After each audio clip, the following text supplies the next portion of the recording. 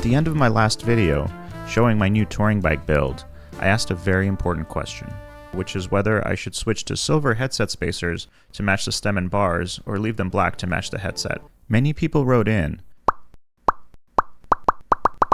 and the overwhelming majority thought silver spacers would look best. I agreed with them and switched the spacers to silver, then immediately covered them up with straps for my bags. That video was published right after taking the bike out of the stand and riding it for the first time. Since then, I added some racks and accessories and took it for a local ride before packing it up for a longer trip.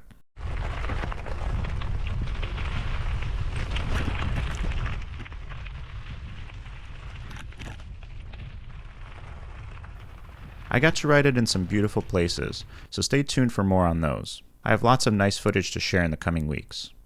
But in this video, I'll discuss what changes I made after riding the bike for the first time, along with what racks, bags, and accessories I added to actually turn the bike into the touring bike it was intended to be. When I first built the bike, the frame was brand new and the paint was in terrific condition. I thought it would be a shame to never see it again in such nice shape, because traveling with a bike quickly adds lots of scratches and scuffs to frames. I decided it was worth it to try to preserve the paint, and so I bought some fancy clear tape to cover the frame up and keep it looking neat for a bit longer. I didn't actually wrap the entire thing, but mostly focused on areas I expected to get a lot of wear. It's not exactly perfect, but I expect the frame to look a lot nicer when I peel this stuff off in a few years. On the topic of protection, I also needed a chainstay protector. I noticed chain slap right away because my tiny chain rings leave the chain very close to the stay in many gear combos. Instead of buying a sticker, I decided to use an old inner tube and secure it with some zip ties and electrical tape on top. I also loaded up the spoke holder on the opposite chainstay with some spokes in the appropriate size for my wheels. After my initial setup, I found the bike comfortable, but I did have to change one thing before taking it on my trip. I noticed I was reaching down a tad more than I should be for ideal posture when holding the handlebars. A few folks in the comments also mentioned the stem I used was prone to developing cracks, so I decided to change it out for something else to be on the safe side. I switched to this silver stem with a bit more rise, which matched the seat post perfectly, except this seat post turned out to be a piece of crap and was the first item on my list to be replaced when I returned from my trip. The two side-by-side bolts on the clamp are a terrible design. They were prone to slipping, super annoying to tighten, and didn't make small adjustments easy. I will be going with a micro-adjustable seat post like this with the two bolts one in front of the other. Besides changing the stem, I kept the rest of the bike as is. I was worried my gearing was too low, even for a slowpoke like myself, but found the higher gears were plenty big enough, even when I needed to pedal on a downward slope. The raised stem improved my riding position, and nothing else was bothering me, so it stayed as is. Next, I had to figure out my carrying setup. It's often seen as old-fashioned nowadays, but I still love the rear rack and pannier setup for touring. I have a bike with the typical bike packing style of bags, but I find the bags difficult to pack and super annoying to remove from the bike. They also don't fit nearly as much gear. My panniers take 1 second to attach and remove from the bike and fit all my stuff effortlessly. The rack I chose is this one that I have on multiple bikes.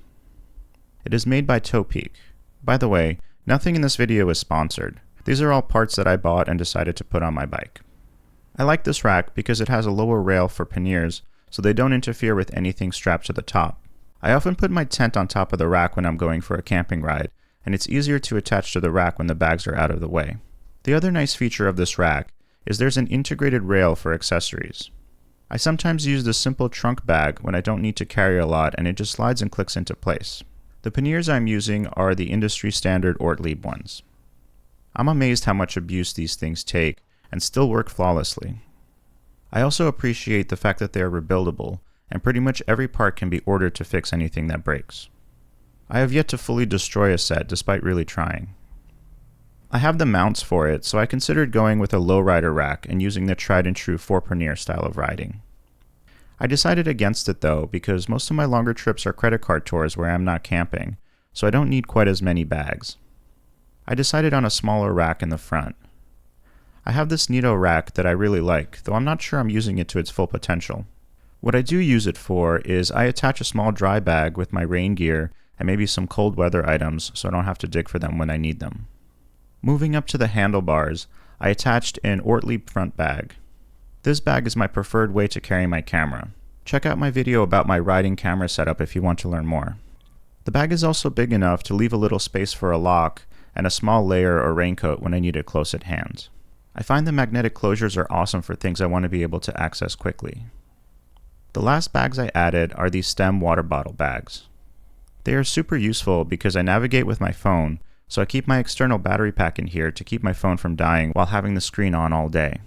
It's also where my multi-tool goes along with straps and things I need frequent access to, including my action cam. I added a couple of bottle cages to the bike.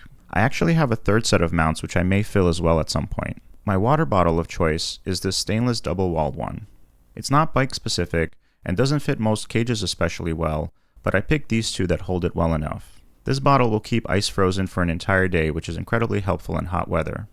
It does require the top to be unscrewed to open it, which is a little annoying, but still worth it in my opinion because I get to drink cold water for hours on a scorching day. Behind one of the bottle cages, I mounted a tiny portable pump. I especially like this one because it has a switch between high pressure and low pressure pumping, which is nice to speed the process up and still be able to get to a decently high pressure. I mounted my usual rubber phone holder to my bars. These things are cheap and easy to use, but I've now ripped 2 of these, so I may consider a more heavy-duty one for the touring bike. Drop a line in the comments if you have a recommendation on one you're happy with. The lights I use are these rechargeable ones. I bought a rack adapter for the rear one and used a clamp on the bars for the front. I also added a bell and mirror. I actually bought a fancier new mirror more recently, which I've been quite happy with. Mirrors are awesome and I don't care how dorky I look. Lastly, I decorated my bars with some fresh hops whenever I was able to find some. That's pretty much it for what I settled on for this bike. I'll be showing the bike in action in the near future, so look out for that in upcoming videos. Thanks for watching.